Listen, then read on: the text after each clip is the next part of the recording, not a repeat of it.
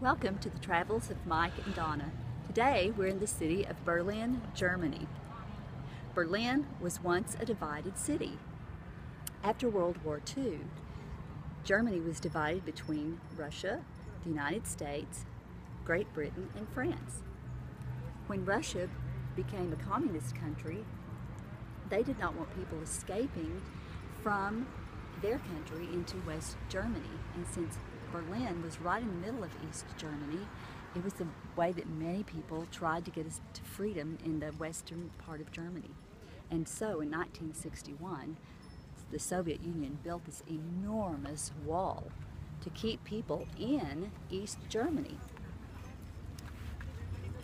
Many people lost their lives trying to escape from freedom.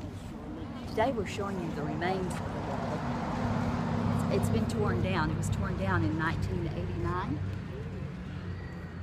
Now this right here, where we are right now, this is East Germany. And as long as you stayed in East Germany, you're okay.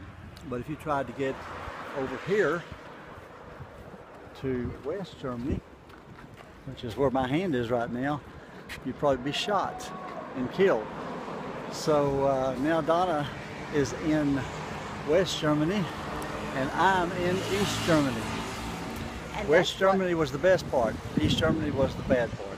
And people and families were separated, and that's why people risked their lives to get to the other side, because they wanted to be with their family and they wanted freedom. The Germans were so much wanting to keep their people in that they came in here and built another wall right over here, which was an inner wall. And this green area right here that you're seeing now is no man's land. So once they got that inner wall built, if you went through the inner wall and you got to no man's land, then you could be shot, because this was well lighted, and there were guards all over the place, and they wanted to make sure they could see you. You can see that freedom is valued by many people.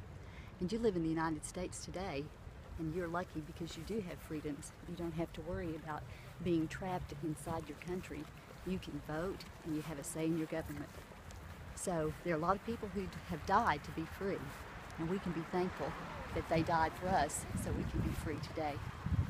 Now when they made this no man's land, they had to tear down a church, a big church, really nice looking church here, and also dig up about 1,000 graves that were buried in here. And they did that, and they moved those graves to a place where probably it was a mass grave. Now this right here, you see this little area right here, this is the inner wall.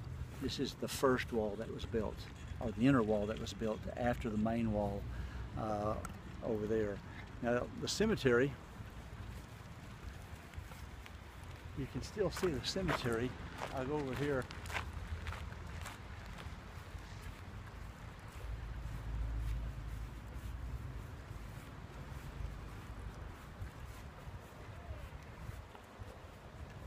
Now that's the cemetery that's left. So they had to dig up the graves in this part of the cemetery and move them someplace else.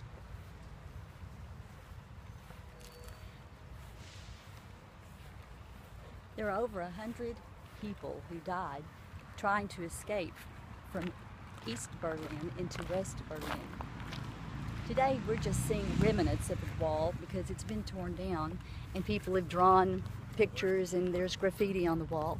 In the middle of this no man's land, there's a memorial to the people who lost their lives, and we'll come and show you that.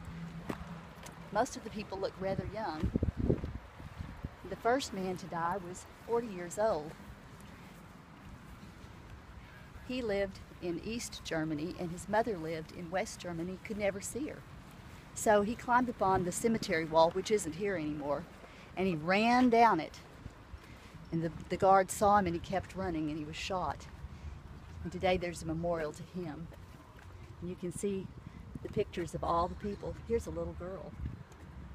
One of them was a little girl. She was only 5 years old.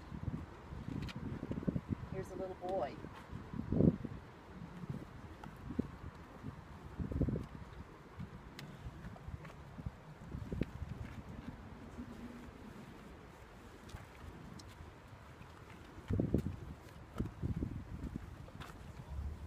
there were watchtowers and guardhouses that the East German soldiers occupied to keep watch to make sure that people didn't escape.